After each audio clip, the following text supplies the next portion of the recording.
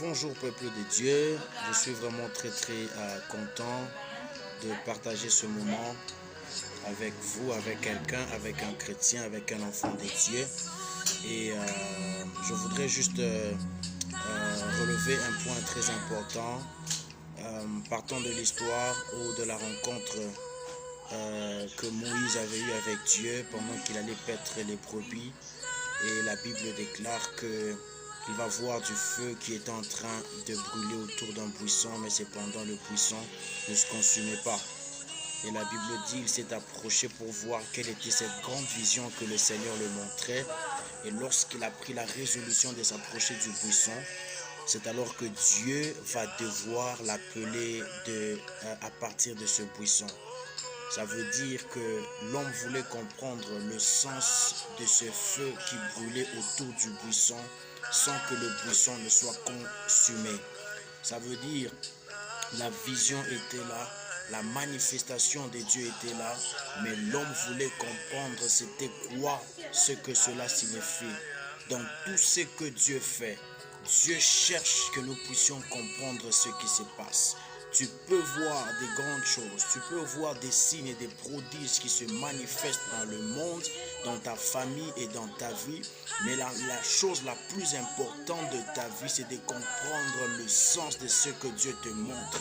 C'est pourquoi Dieu prenait des gens comme Ézéchiel, il a mené en esprit, il lui montre des visions et Dieu lui pose la question pour savoir, est-ce que tu comprends ce que je te montre?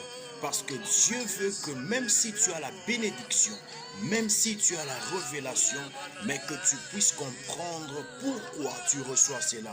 Quelles sont les leçons ou bien quelle est la leçon que tu as reçue pendant ce moment de confinement? Qu'est-ce que Dieu t'a enseigné? C'est la chose la plus importante à avoir pendant ce moment. Qu'est-ce que Dieu t'a enseigné? Qu'est-ce que Dieu t'a enseigné?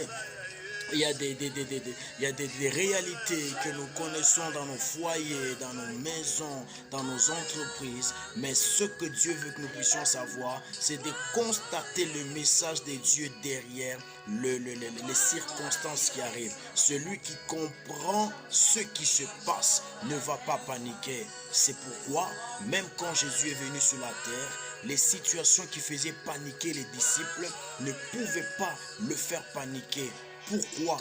Parce que Jésus comprenait ce par quoi il passait. Je veux que tu comprennes qu'est-ce que tu es en train de connaître, quelle situation, quel est le sens de ce que tu vis comme problème. Et c'est en comprenant cela que tu vas augmenter ta foi.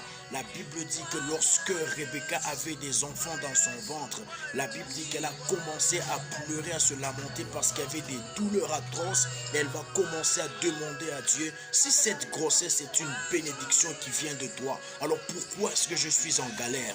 La Bible dit que lorsque son mari a entendu les cris et les pleurs de sa femme, il a commencé à prier à Dieu. Et c'est comme ça que Dieu va donner la révélation pour dire il y a deux nations dans le ventre. Pour dire elle est passée par l'étape de rechercher d'abord la compréhension de l'événement. Si tu veux attaquer l'ennemi, si tu veux avoir une vie stable, commence par comprendre les signes qui se produisent autour de toi. C'est pourquoi aujourd'hui je voudrais parler seulement à une personne en ce jour, disant que comprends les signes qui se passent autour de toi et tu vivras heureux dans ta vie. Que le Seigneur vous bénisse et n'oublie pas la journée.